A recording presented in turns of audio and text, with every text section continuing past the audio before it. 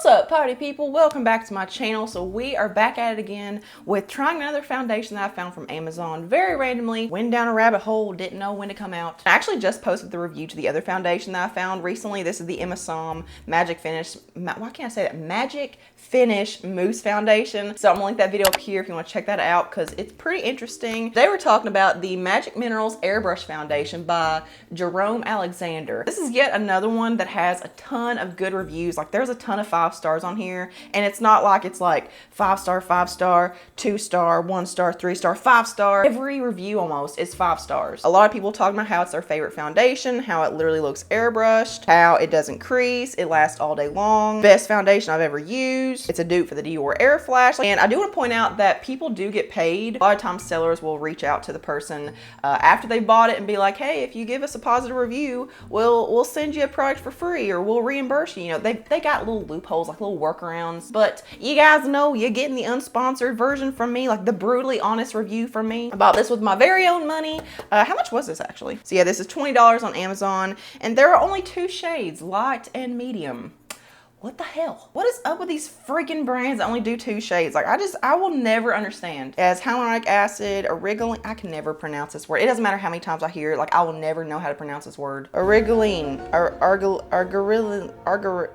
Gorilla. Trixel 3000 for boosting skin elasticity and relaxing muscles. It's supposed to be lightweight, sweat and water resistant, long lasting, moisturizing, and it's good for all skin types. It's supposed to give you a natural finish, up to 24-hour wear. I hate when foundations or like any product says up to 24 hours. That could be any of those hours. That could be 1 hour of wear. That could be 5 hours. That could be 5 minutes. Anyway, it's supposed to give you a medium buildable coverage, and it's supposed to be air light in texture. Our innovative spray foundation provides full coverage in an ultralight mineral formula, light enough for everyday use. This buildable foundation makeup conceals hard to cover areas and gives you a soft matte finish. Well, it said natural finish up there. Now it's saying soft matte finish. I don't know. Without caking, creasing, streaking, or causing excessive oil buildup. It does come with a kabuki brush, so that's pretty cool. You get the foundation and the brush for 20 bucks. So without further ado, let's get started. So I haven't finished my skincare yet. I started to, then I was like, well, let's show you guys in the flesh what everything looks like going on. So I've got the Power Up Dual Face Setting Mist from M Beauty. This isn't available on their website right now. It says out of stock. I think they just released it in like an Ipsy bag or something like that. I found mine in Mercari for like $6. And I'm pretty much always using this caffeine eye gel from Good Molecules. This is the Yerba Mate Wake Up Eye Gel. It's just a caffeine eye gel, and I love this stuff so much. It really does help with like puffiness. It helps kind of tighten the area temporarily, and it just provides a nice base for concealer and stuff. Like I'm not someone that's usually into eye creams, okay, but I like me some caffeine eye gels. So that's all I've done so far. So let's kind of pick up where I need to go. So I've really been enjoying this azelaic acid. Like if you've watched my channel since like April or so, when I kind of returned from my break, I've been just raving about azelaic acid and how it's helped my hyperpigmentation and stuff. I got cystic acne last year around July or August when I started a steroid, and my skin has just been like so inflamed and just like the bumps never want to heal. And as you get older, your skin just doesn't heal as fast too. And I started using azelaic acid, just trying different brands. Like I'm not really stuck to any certain brand, but just using azelaic acid in general has really helped with the healing process, with like the dark spots that are usually left behind, and like my skin, especially when I started using this, like this has really helped my skin. Like I've had a lot of hormonal breakouts and stuff. It could be hormonal. It could also be hair products. I'm not really sure. But I've had a lot of breakouts along my temples and my hairline up here, and like 2 weeks ago, this was so bad. And there's still some darkness left over, but this has really helped speed up the recovery process. I should probably tell you what it actually is. This is the Isomer Simple Science 14% azelaic acid, and I actually ordered this from Octoly, so this was sent to me for free in exchange for a review. Not paid or anything from the brand, like this is my honest opinion. I didn't realize how pricey it was when I first ordered it on Octoly, because I picked this out. Yeah, I know it's kind of abnormal for me to talk about things that are more expensive on my channel, but I mean, everyone's got a different price range for stuff. Also got the 5% niacinamide booster serum from them too, and I haven't really been enjoying this one. Like every time I use it, I break out, and I found that to be the case with any kind of niacinamide serum. Like anything that's just like a straight niacinamide product, they always make me break out, and I can never get out of that phase. So this one's a little bit different. This is like a cream serum. So here's what it looks like. It looks like a moisturizing lotion. It's really nice and nourishing and moisturizing, and like it gives you that immediate glow and that radiance. But yeah, azelaic acid is so good for acne. It's good for rosacea, inflammation. It's antibacterial, and like I said, it really helps with dark dark spots and stuff like that. So yeah, that's what I've been using. I've been trying to use this at least once a day, and I've really been enjoying this one. Normally I would let that dry a little bit, but we are in a crunch for time. So moving on to some sunscreen. I've talked about this one so much now, especially on my Facebook page. Make sure you follow me on Facebook. I've really been trying to make it a point to like share like kind of like behind the scenes products I've been using. This is the Julep Beauty No Excuses SPF 40. This is the Invisible Sunscreen Gel. This stuff is the best under makeup sunscreen I have ever tried, I think. It seriously gives you the most beautiful, moisturized, glowy glass skin I've ever had. But it's legit clear. Look at that. Like, it's clear. Oh my God, just that's all I need. Always put the leftover on the back of your hand, my ladies. So there were a lot of reviews talking about how much waste there is when you use this kind of product, and there is when you use a spray foundation like this. But on the website and the instructions, it talks about spraying it directly onto your brush instead of spraying it onto your face, because apparently spraying onto your face can waste a lot. So I'm gonna try that, but I'm also gonna try spraying it onto a little glass palette. My mom got me this a long time ago and I never use it, but I thought if I spray it directly onto this, then I can just pick up the excess from the palette. You could also use just like a normal eyeshadow palette like this, you know, anything that's, you know, kind of like a flat surface. Just make sure it's clean first, like wipe it down, spray it with some alcohol. Don't do it on a dirty palette, you nasty. It comes with this big old Mama Jamma like angled kabuki style brush, so like it looks like it'd be it's nice and soft. It looks like it'd be a good like coverage booster kind of thing. So yeah, I'm shaking it up really well. So I think what I'm gonna do is spray, how can I do this? I've got a little paper towel here, and I wanted to somehow like, I'll do it like this. I'm gonna put the brush in front of the paper towel to see how much excess there is, like how much waste there is on the paper towel.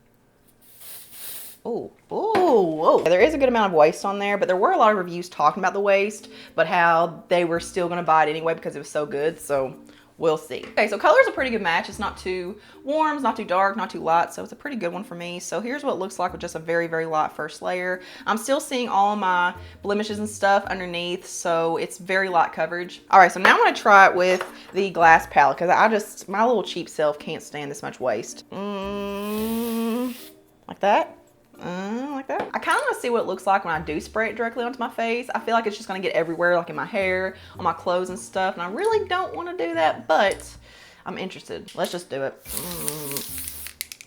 Ooh, I don't like that. I don't like that. Feels like it's going too much in my nose. Really did get all in my hair and on my shirt like I thought it would. Like I'm pretty clean. So yeah, I'm just going to take the brush and bounce that out. It does look really natural though. So I'm gonna go back to my little like mixing palette over here, and I have to be really, I'm not gonna, it's still getting everywhere, but I feel like at least from here I can preserve some of the waste and just pick it up like that. So I'm gonna go into these areas right here where I can see my acne and blah, blah, blah, blah, blah.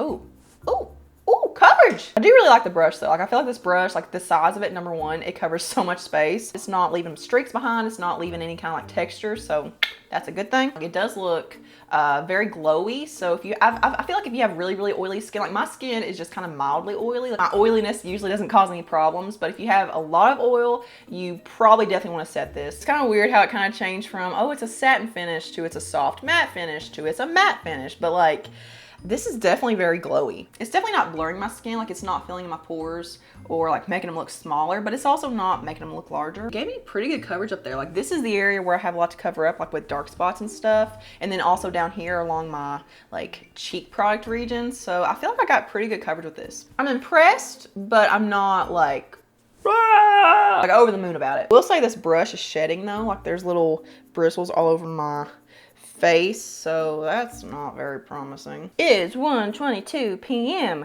We are actually starting before 6 o'clock, so yay me. I'm gonna sit here for a little bit and just kind of let it zhuzh and kind of do its thing to see if it has any kind of setting power on its own, if it dries down anymore to where it's not so glowy. Like I want to see what it looks like before you use setting powder and stuff. All right, so it's 1:44 right now, so it's been about 20 minutes. I've been doing the rest of my face, and I don't really see any change in the finish and how it's setting. Like it still feels very tacky. It's very transferable. I feel kind of oily. Like I feel like I'm kind of borderline shiny. Like it's kind of past looking just dewy, and I feel, you know, a little more into like disco ball grease session. All right, so here's my finished look. I like the foundation, but I'm not absolutely in love with it right now. I can already see potential settling into my lines, like around my mouth. I don't really see any problems anywhere else. Like it's not settling into pores. It's not doing anything negative yet.